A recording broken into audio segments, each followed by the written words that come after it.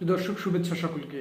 আপনারা ইতিমধ্যে জেনেছেন যে ঢাকা ৮ আসনের সম্ভাব্য স্বতন্ত্র প্রার্থী ও ইনকিলাব মঞ্চের মুখপাত্র শরীফ ওসমান হাদীকে গুলি করেছে দুর্বৃত্তরা।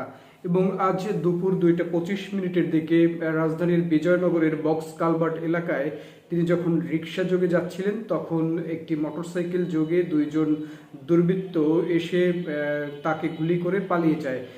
এবং এই ঘটনার পর থেকেই কিন্তু সামাজিক যোগাযোগ মাধ্যম এবং গণমাধ্যমে আমরা দেখেছি যে হাদির সুস্থতা কামনা এবং এই ঘটনার তীব্র নিন্দা জানিয়ে কিন্তু বিভিন্ন রাজনৈতিক দল ও মতের মানুষ কিন্তু হাদির পাশে দাঁড়িয়েছেন। এবং শরীফ ওসমান হাদীকে দেখতে আমরা দেখেছি যে বিভিন্ন রাজনৈতিক দলের নেতৃবৃন্দ এবং একই আসনের যে বিএনপি মনোনীত প্রার্থী রয়েছেন মির্জা আব্বাস, তিনিও কিন্তু হাসপাতালে গিয়েছিলেন। এবং বিশেষ করে সরকারের পক্ষ থেকে প্রধান উপদেষ্টা এই ঘটনার তীব্র নিন্দা এবং প্রতিবাদ জানিয়েছেন। এবং আইন শৃঙ্খলা রক্ষাকারী যে বাহিনী রয়েছে, আমরা তাদেরকেও দেখেছি যে তারা ঘটনার পর থেকেই বেশ তৎপরতা শুরু করেছেন এবং ইতিমধ্যে যারা এই ঘটনার সাথে সংশ্লিষ্ট তাদের গ্রেপ্তারের বিষয়ে আইন শৃঙ্খলা রক্ষাকারী বাহিনীর থেকে পদক্ষেপ নেওয়া শুরু হয়েছে। এবং পুলিশ এবং অন্যান্য যারা গোয়েন্দা বিভাগের যে কর্মকর্তারা রয়েছেন তাদের সাথে আমরা কথা বলে নিশ্চিত হয়েছি যে হাদির উপর হামলাকারীদেরকে তারা দ্রুতই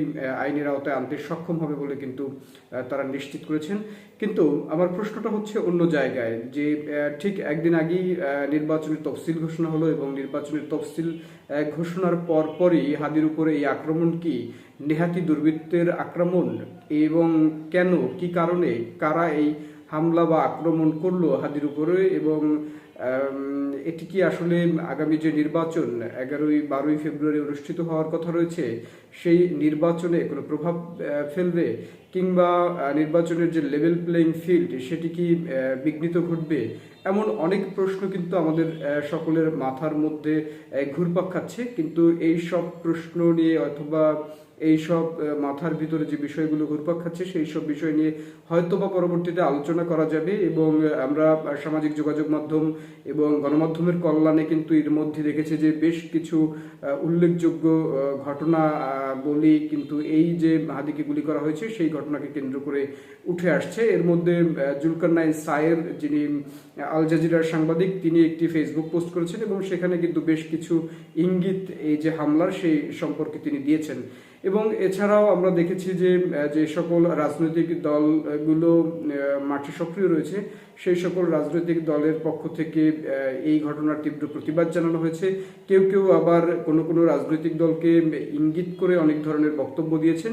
তবে যেভাবেই যে ধরনের বক্তব্যই দিক না কেন, হাদির সকলেই কিন্তু আসলে হাদির জন্য সুস্থতা কামনা করেছেন। এবং সবশেষ খবর আমরা যেটি পেয়েছি, হাদি কিন্তু এখন ঢাকা মেডিকেলের চিকিৎসাধীন অবস্থায় রয়েছেন এবং সবশেষ খবর অনুযায়ী তার মাথার সিটি স্ক্যান সম্পন্ন হয়েছে এবং চিকিৎসকরা তার মাথায় কিন্তু অস্ত্রোপচার করছে বলে কিন্তু আমরা গণমাধ্যমের কল্যাণে জানতে পেরেছি। আমি ব্যক্তিগতভাবে যদি বলতে চাই, হাদিকে আমার ব্যক্তিগতভাবে পছন্দ না হলেও এই যে ঘটনাটি ঘটেছে সেটির তীব্র নিন্দা ও প্রতিবাদ আমি স্বাধীন বাংলাদেশের একজন নাগরিক হিসেবে জানিয়ে রাখলাম। কারণ কি, এরকম দিনে দুপুরে একজন মানুষকে গুলি করে হত্যা চেষ্টা কিংবা হত্যা চেষ্টা করার সাহস দেখানোটাই আসলে একটি ভয়ঙ্কর বিষয়।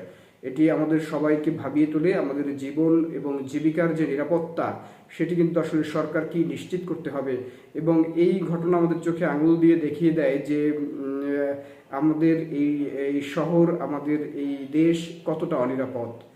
আমরা আশা করব সরকার হাদির উপর যারা হামলা করেছে তাদেরকে গ্রেপ্তারে আরও বেশি সচেষ্ট হবে এবং দ্রুত হাদির উপর যারা হামলা করেছে সেই হামলাকারীদের চিহ্নিত করে গ্রেপ্তারে সক্ষম হবে, এমনটাই প্রত্যাশা থাকবে আমাদের। এবং আমরা সবশেষ বলতে চাই যে হাদি দ্রুত সুস্থ হয়ে উঠুক এবং তিনি যে আসনে নির্বাচন করতে ইচ্ছা প্রকাশ করেছেন সেই আসনে নির্বাচন করুক। এবং জনগণ যদি তাকে ভালোবাসে তাকে ভোট দিয়ে সংসদে পাঠাবে, যদি ভালো না বাসে তাহলে তাকে আস্থা করে ছুড়ে ফেলবে। কিন্তু কোনো সহিংসতা, কোনো ধরনের অপরাজনীতির শিকার যেন হাদিকে না হতে হয় সেটি প্রত্যাশা থাকবে। সকলে ভালো থাকবেন, সুস্থ থাকবেন, আবার ফেসবুক এবং ইউটিউব চ্যানেলের সাথে যুক্ত থাকবেন।